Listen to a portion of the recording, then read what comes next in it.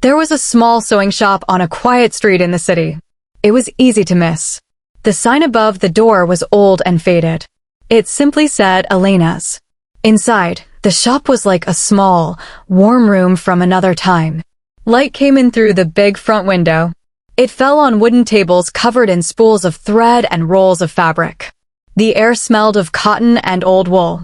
At the very back of the shop, behind the counter, there was a large wooden box. The wood was dark and polished smooth from years of touch. Inside the box, separated by small wooden dividers, were hundreds of buttons. This was Elena's button collection. It was her treasure. Elena was not young anymore. Her hair was gray and her hands were slow but steady. She spent her days mending clothes for the people in the neighborhood. She fixed torn shirts, shortened long pants, and sewed on missing buttons. For Elena, each piece of clothing had a story. And the buttons, for her, held the strongest stories of all. One rainy Tuesday afternoon, a young woman came into the shop. Her name was Clara. She was maybe 25 years old. She carried a small, old-fashioned dress in her hands. The dress was made of light blue cotton. It had small white flowers printed on it. Clara looked nervous. "Are you Elena?" she asked softly. Elena looked up from her sewing machine and smiled. "Yes, I am. How can I help you?" Clara held up the dress. "I need to fix this. It was my grandmother's. But it is missing a button." She opened the dress carefully and laid it on the counter.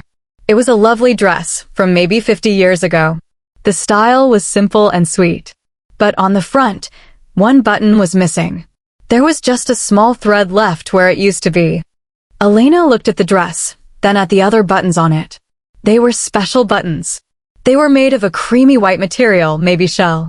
They had a soft shine to them. They were not like modern plastic buttons. "This is a beautiful dress," Elena said gently.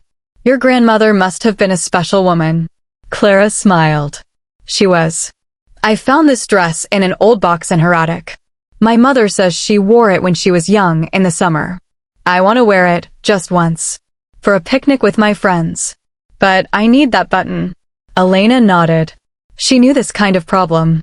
Finding a perfect match for an old button was not easy.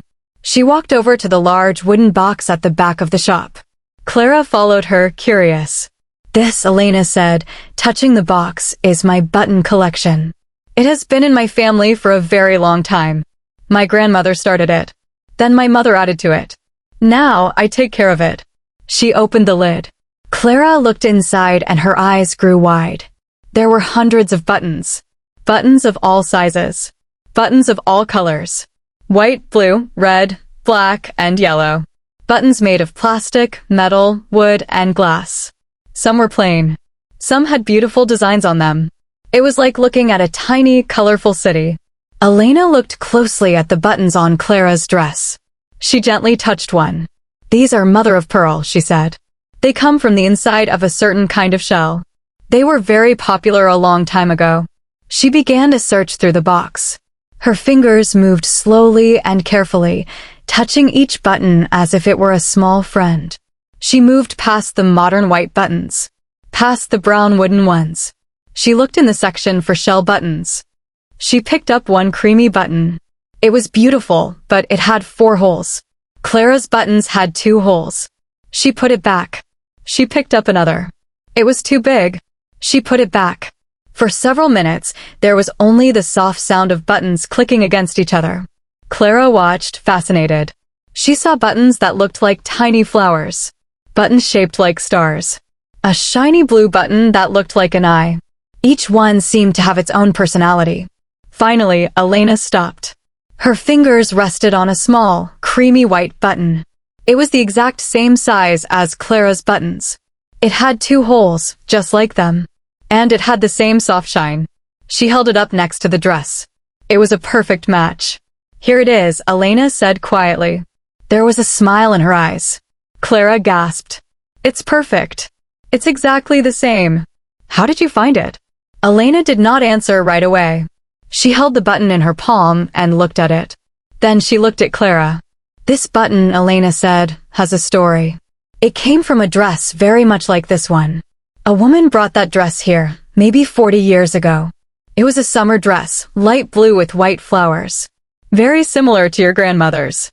Clara's eyes widened. Really? Elena nodded. The woman was young then. She was getting married. But she did not have money for a fancy new dress. So she bought a simple dress, like this one, from a second-hand shop. She wanted to make it special for her wedding day. She asked me to add some lace to the collar. Elena looked down at the button in her hand. But this button fell off while I was working on it. I searched for it everywhere, but I could not find it. I felt so terrible. I had to replace it with a different button from my own collection. The woman was not angry. She said it gave the dress character. But I always felt bad about losing this original button. I kept it here, in this box, hoping that one day it could go back where it belonged. Clara was silent. She looked at the button in Elena's hand, then at the dress on the counter. My grandmother's name was Rose, Clara said softly. She got married about 40 years ago. She never had much money. Elena looked up surprised. She looked at the dress again. She looked at the buttons. A quiet feeling filled the small shop. Rose, Elena whispered. I remember her. She was very kind. She had the most gentle smile. She brought me a small cake from her wedding to say thank you for fixing her dress. Clara felt a shiver run through her. That was my grandmother. She always talked about a kind seamstress who helped her before her wedding. She said the woman made her feel beautiful. Elena reached across the counter and gently touched Clara's hand. And now, after all these years, this button can finally go home. With careful hands, Elena threaded a needle with white cotton thread. Clara watched as she expertly sewed the old button onto the dress. Stitch by stitch, she attached it right where it belonged. It took only a minute. When she was done, she held up the dress. It was complete. The new old button matched the others perfectly. It was as if it had never been missing. Clara looked at the dress. Her eyes were wet. Thank you, she said. This means more than you know. It's like having a small piece of my grandmother with me. Elena carefully folded the dress and placed it in a paper bag. Take care of it, she said. And take care of the button. It waited a long time for this moment. Clara paid for the small repair. At the door, she turned back.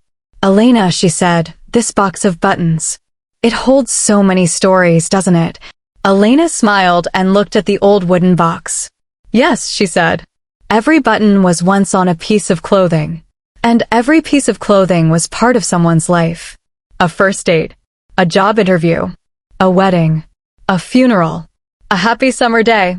These buttons have seen it all. I am just their keeper. After Clara left, the shop became quiet again. The rain had stopped outside. A little sunlight came through the window. Elena stood by the wooden box. She ran her fingers gently over the buttons one more time. She thought about all the people connected to these small, silent objects. The woman who wore a coat with brass buttons on her first trip to the city. The little boy who lost a red button from his favorite sweater. The bride whose dress needed a missing pearl button replaced. Each button was a small, round memory. And Elena, in her quiet shop, was the keeper of them all. She closed the lid of the box gently. The soft click of the wood was the only sound. Outside, the street was waking up again after the rain. Inside, the buttons waited silently. They waited for the next person who would come looking for a missing piece of their past. They waited for their stories to be told, one button at a time.